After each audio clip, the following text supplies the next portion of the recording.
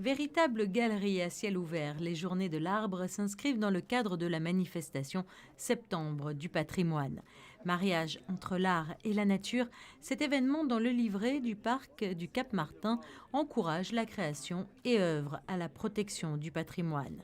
Une 8e édition où l'Irlande est mise à l'honneur, figure emblématique de l'architecture du XXe siècle à Roquebrune-Cap-Martin. Un buste de Hélène Gray a été dévoilé en présence du souverain. Cette manifestation qui aujourd'hui s'inscrit dans le paysage local, dans la vie locale, son succès, je crois qu'on le doit d'abord à la présence et à la fidélité du prince souverain. Il a choisi de parrainer il y a 8 ans cette manifestation, et chaque année il est là.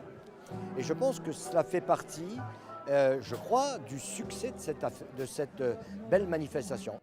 Une exposition qui mêle les œuvres de différents artistes. Les sculptures de l'Irlandais Ellis O'Connell trouvent leur place aux côtés de celles des sculpteurs niçois Moya et Stéphane Bolongaro ou encore du Canois Hervé Nice. Je suis venu avec 2 grandes sculptures, donc vous avez la lame et une araignée avec un moteur. Donc la base de mon travail, c'est à base de pièces mécaniques.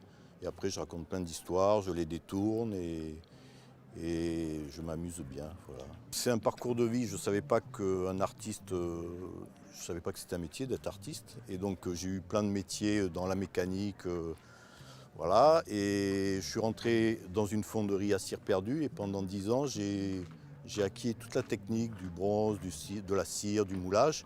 Et pendant 10 ans, j'ai eu le travail, la primeur artistique de tous les sculpteurs qui venaient amener faire leurs pièces. Donc j'ai eu du nu, de l'animalier, du tordu. Et je crois que ça a dû s'imprégner dans mon cerveau. Et comme ma passion, c'est l'automobile et la mécanique, ça a donné un peu cette dérive au niveau des sculptures. Le Prince, c'est Monaco, c'est le musée automobile. Donc je m'y retrouve un peu. Et puis on doit avoir presque le même âge. Donc voilà, c'est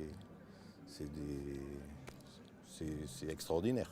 Et à l'occasion de cette inauguration, la résidente monégasque Kazar Al-Aboud a reçu la médaille d'officier des arts et des lettres, une distinction qui lui a été remise pour ses actions en faveur de la préservation du patrimoine et plus particulièrement la protection de sa maison, l'ancienne demeure de l'épouse de Napoléon III, la villa Cernosa située à Roquebrune, Cap-Martin.